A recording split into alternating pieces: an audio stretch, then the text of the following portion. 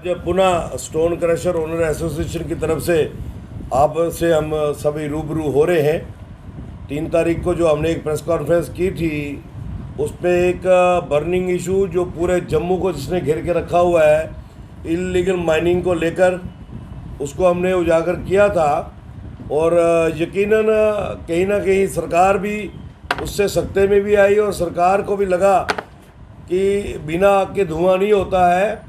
अगर ये registered unit holder ultimately media में इतने ना सिर्फ भावुक हुए हैं बल्कि अग्रेसिव भी हुए हैं, इसका मतलब हालात बहुत ज़्यादा ख़राब है। और रिवर तवी को लेकर अक्सर हम लड़ाई लड़ते रहे हैं कि जो ऑनरेबल हाई कोर्ट ने माइनिंग को स्टे किया है, वो गवर्नमेंट को स्टे वकेट कराना चाहिए, क्योंकि ये रिवर तवी कईयों घरों की रोजी रोटी होने के साथ साथ सरकार का भी एक बहुत बड़ा साधन है। ये नेचुरल बेड मटेरियल है और गवर्नमेंट का ये रिसोर्स है। ये मेरा या आपका रिसोर्स नहीं है। गवर्नमेंट उसको आउटसोर्स करती है, उससे कईयों घरों की रोजी रोटी चलती है। लेकिन बदकिस्मती ये रही कि ऑनरेबल हाई कोर्ट की नज़रों में वो फाइलों में बंद है और सरेआम उसमें माइनिंग चलती है। और उसे अपनी माइनिंग की चोरी को छुपाने के लिए सरकार के चंद महानुभावों ने हम यूनिट होल्डर्स को बलि का बकरा बनाया। विशेष करके तवी के अंदर जो 14 जो स्टोन क्रशर्स हैं और जो बजालता बेल्ट में 8 स्टोन क्रशर्स हैं, अननेसेसरली हमें हरास किया गया।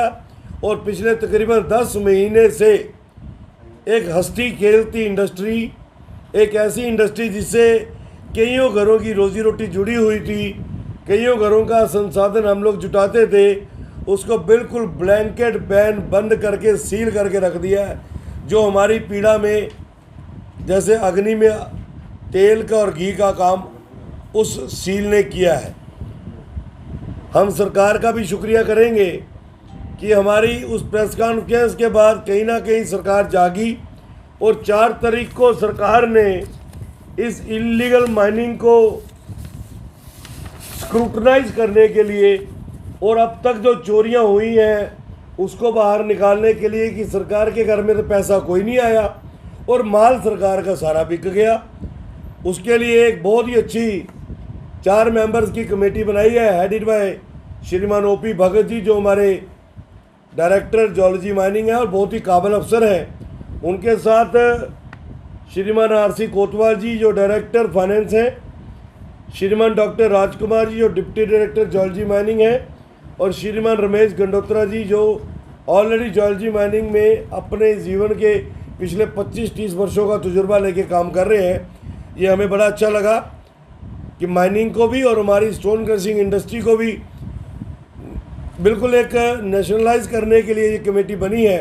और हम उम्मीद करते हैं कि इंडस्ट्री को जीवित रखने हेतु सरकार का जो एक छोटा सा कहना है कि ईज द प्रोसेस, उसके तहत ये कमेटी काम करेगी और जल्दी अपनी रिपोर्ट सबमिट करके ना सिर्फ हमारी पावर रिस्टोर करे बल्कि रिवर तवी के अंदर जो माइनिंग पीआईएल के माध्यम से रुकवाई गई है, कोर्ट के अंदर उसको स्ट्रांगली कंटेस्ट करके माइनिंग रेगुलराइज हो जाए। ये चोरी के झंझट, ये गाली गलौज, ये गुस्सा, ये सारा ठंडा हो जाएगा। सरकार के घर का रेवेन्यू भी आना शुरू हो जाएगा। लेकिन हम एक बात के ऊपर फिर भी अड़े हैं कि जो अब तक चोरी हुई है वो बहुत बड़ा आने वाले दिनों में माइनर मिनरल स्कैम बड़ा होने वाला है। सरकार उसकी सीबीआई इंक्वायरी करवाए कि वो माल कैसे बिका, किसने बेचा, कहाँ कंज्यूम हुआ। बीइंग ए सिटीजन, शहर के नागरिक होने के नाते, तभी के चौकीदार होने के नाते हम सरकार को हर उस पॉकेट की जानकारी देने को तैयार हैं जहां से माइनर मिनरल चोरी से निकला और कहां कंज्यूम हुआ, उसका भी विद डाटा हम देने को तैयार हैं, बशर्ते कि सरकार उसकी जानकारी लेना चाहती है कि नहीं लेना चाहती। सरकार के घर में जो चोरी हुई है उसकी जानकारी लेना चाहती कि नहीं लेना चाहती। मित्रों, हमने उस दिन जो जियोलॉजी माइनिंग डिपार्टमेंट के हमारे डीएमओ जम्मू पे एलिगेशंस लगाए थे, उन एलिगेशंस को अथेंटिकेट किया हमारी ऑनरेबल हाई कोर्ट ने, जस्टिफाई किया हमारे साथ। हमें इंसाफ दिया कि हम जो लड़ाई लड़ रहे हैं, एक तो हमारी यूनिट इंडस्ट्री को बंद कर रखा है 10 महीने से। एक इंडस्ट्री खास करके स्टोन क्रशर वाला अगर किसी भी कारण से 1 महीना भी बंद रहता है बिना प्रोडक्शन के, बिना सेल के, उसको 4 से 5 लाख रुपया स्टेशनरी खर्चा पड़ता है यूनिट होल्डर को। तो 10 महीने से हम बंद थे तो तकरीबन 50-50 लाख रुपया हमारे ऊपर बर्डन पड़ गया।